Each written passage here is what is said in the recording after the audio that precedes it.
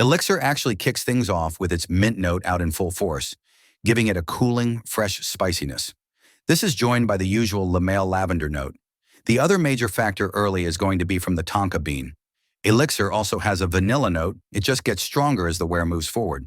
Tonka is sweet and syrupy when paired with the honey note and the fuzziness of the benzoin. Ultra Male is noticeably absent of the same powdery quality of the original Le Male and has a sugary sweetness like Elixir, but with an added pear note. What it does have is a burst of initial spice, mainly from the cinnamon note. Pear, vanilla, and light citrus round it out and give it an aroma akin to bubblegum. Which is better? I do like Ultra Male's start a lot. I feel that it's been overtaken by what I get with Le Male Elixir. Elixir has an initial coolness that gets warmer, has great sweetness while being fresh, and you get the early hints of that honey. Elixir is definitely a powerfully projecting cologne that will leave a scent trail behind you and a warm, sweet embrace around you. It has that bold start that will moderate as it dries down, though it is a steady decline rather than a sharp drop off. Ultra Male also comes out with more of a bang before settling down into that upper moderate range. Ultra Male actually has a rather large projection radius at first, but quiets into a moderate. Between the two, Ultra Male still has an edge. It has been the boldest release from Le Male for years now, and that remains the case. I will say I do have a bottle of Ultra Male from its initial release, so that what I am basing it off of. I haven't heard anything about it being weakened, however. Ultra Male always has gotten me at least 8 hours of wear.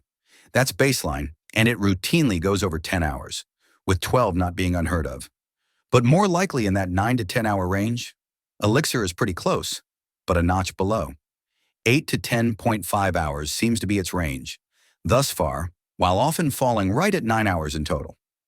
Both are long-lasting designer scents, though Ultra Male still holds the crown as the boldest and best performing of this JPG line.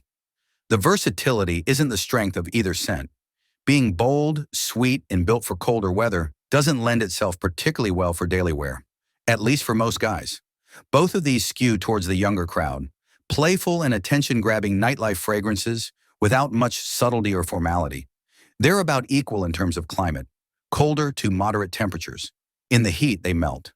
I think that Elixir could be used better in casual daily situations and has a sweet, warm, cozy vibe that can lend itself to a couple of sprays and not stick out like crazy. So, not a bad option for school if you go light. Not much difference, but Elixir has some more usability in more situations. Overall, which fragrance do I prefer? It's a close call either way. Ultra Male has the edge performance-wise, but Elixir has depth and a bit more versatility. Ultra Male gives you a nice sweet and spicy mix. The pear and cinnamon pairing together, with some of the familiar Le Male DNA, was something that really grabbed my attention back when it was released. What really grabbed my attention was how powerful it was. I can often spray it in one room of my house and smell the cologne hours later, in another. Not faintly either, mind you.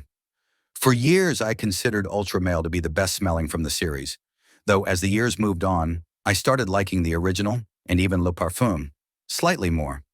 Now Elixir has taken a higher spot on the list. Based on the aroma alone, it might be my favorite, but I still think the original is the most wearable on a regular basis. Elixir just has a great sweetness. I like the honey and light tobacco notes that come through. The vanilla and tonka bean only add to the sweet, sometimes syrupy glaze. Yes, it can be cloying at times, but so can Ultra Male. To me, Elixir has the edge versus Ultra Male nowadays. Not by a wide margin, but it wins.